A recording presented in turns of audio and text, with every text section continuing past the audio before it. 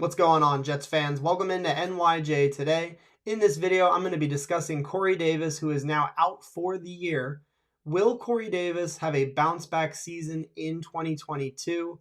Let's go ahead and get after it.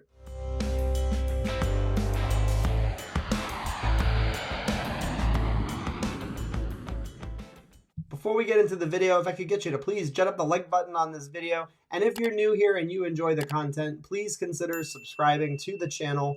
All of that support means a great deal to us, so thank you from the bottom of my heart. And also, we will be live this Sunday night at 8 p.m. Eastern Time, recapping the Jets versus Saints game. So hope you tune in for that as well.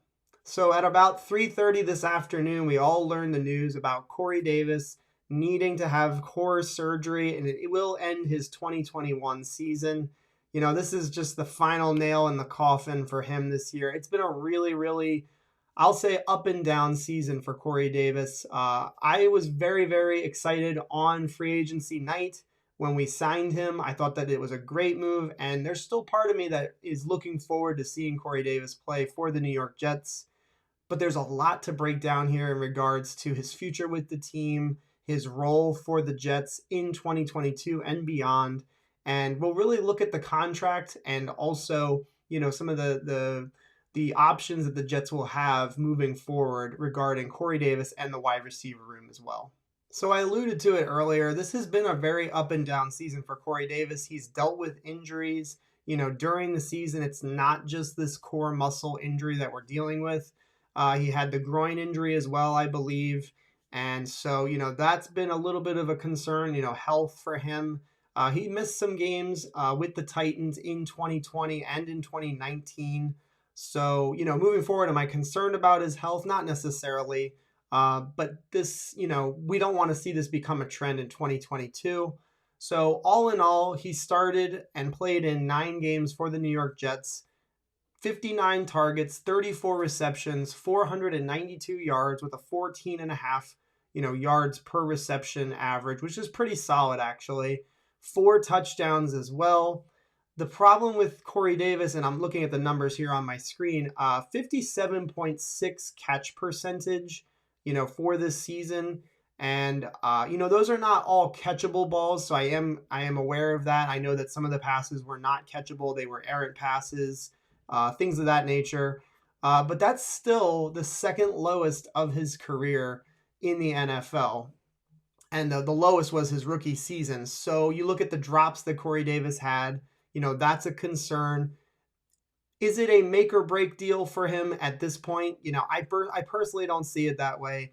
I'm not saying he's Davante Adams, but, early in Davante Adams' career, he had some struggles with drops as well. People question that, whether he'd ever be able to shake it. So I don't think that Corey Davis, because he had, kind of an outlier season in regards to drops, I don't think that means that for the rest of his career, he's not going to know how to catch a football. So moving forward, he needs to improve in that area, and I think that's going to obviously be an area of focus for him. And he also fumbled the ball twice too, which is a little bit concerning. He needs to be a little bit more firm-handed, or strong-handed, I should say, and really make sure that ball, when he gets his hands on it, it's his ball and only his ball. I'm going to go ahead and put this puppy to bed right now. Nobody should be claiming or stating that Corey Davis should be traded, should be cut from this football team. If you look at the contract and the way it's structured, he is owed a ton of money still. And honestly, if we were to cut him, it would be over a $14 million dead cap hit. So there's no way the New York Jets are moving on from Corey Davis. Sorry if that's the way you feel and, if that's your mindset right now. I get it. You're frustrated. You wanted more from Corey Davis this season, but he isn't going anywhere in 2022. He will be a New York Jet. Now, the good news, if you're pessimistic and you're not high on Corey Davis, after the 2022 season, the load on that dead money hit lightens drastically. And it's basically a get out season for the New York Jets. If things go bad and if they stay south for Corey Davis in 2022, they only have a just under $700,000 cap hit in dead money.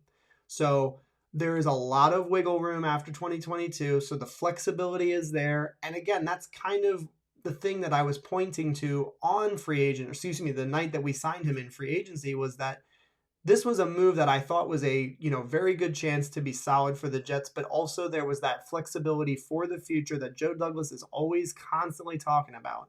And, being able to get out of the contract after just 2 seasons, I know it's only a 3-year deal, but to be able to get out after 2, to me, it's a good situation to be in. They are paying him a lot next season, almost $14 million next season. So Corey Davis is going to have to step up, and I'm going to get into that in this next segment.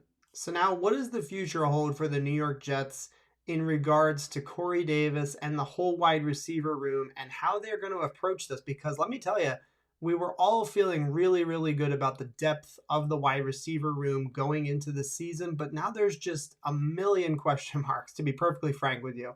We've got Corey Davis coming off of a down season and now an injury-marred season. Denzel Mims, this is his big opportunity right now. He has to step up right now. Denzel Mims has to take advantage of this opportunity. I'm not celebrating Corey Davis getting hurt, but perhaps this could be a good situation for Mims. Now he's going to be playing quite a few reps now to end this season. I'm hopeful that he can make some noise, but as of right now, there's no way that you can say to me that that Denzel Mims is not a question mark. Elijah Moore, stud, bona fide guy. I think that he's one of those dudes that can absolutely be a number one, a la an Antonio Brown. He's got that kind of speed, that wiggle, and route running ability. So I'm very, very optimistic about Elijah Moore. He's the one guy that you can point to and say, we got that one right. Braxton Berrios is set to be a free agent, I believe. Jamison Crowder, Keelan Cole, these are all guys, nearing the ends of their contracts. So what are we going to do? What is Joe Douglas going to do in regards to this room? And again, I think that the word that I'm going to continue to say is flexibility. We have 2 first-round picks. We have 2 second-round picks. We have plenty of mid-round picks as well. There will be free agents. I'm sure there will be guys that are available as well. They're going to need to potentially re-sign some of the guys that are on this football team. I think Braxton Berrios deserves to come back. I think that Keelan Cole deserves to come back. Would I like to keep Jamison Crowder? Absolutely, but there's a chance that they might not be able to retain him. He might want to move on and, play on a team that's a little bit more ready to win now, because he is not necessarily old, but he is getting older and, would like to have the opportunity, I'm sure, to play with an elite quarterback. I'm not saying Zach Wilson's not elite, don't worry, but somebody that's already established in the NFL, if that makes any sense. So the wide receiver room's pretty big question mark right now. And again, there's a lot of decisions that they need to be made. And I'm very, very interested to see what you guys have to say about Corey Davis's 2021 season. What are your thoughts for a bounce back in 2022? To me personally, I do think he can bounce back if he corrects his catching. He's got to make sure that he gets that fixed. Whether it's a concentration issue, whether it's a hands situation, strengthening his hands. I have no clue, but that's my expectation, is that he will continue to build off of this season and the years prior in Tennessee and build that chemistry with Zach Wilson and become a really, really solid number 2 wide receiver for the New York Jets moving forward. Thank you guys so much for watching. Leave me a comment. Also, like this video if you enjoyed the content. Thank you guys so much for watching. Go Jets, and I'll see you guys next time.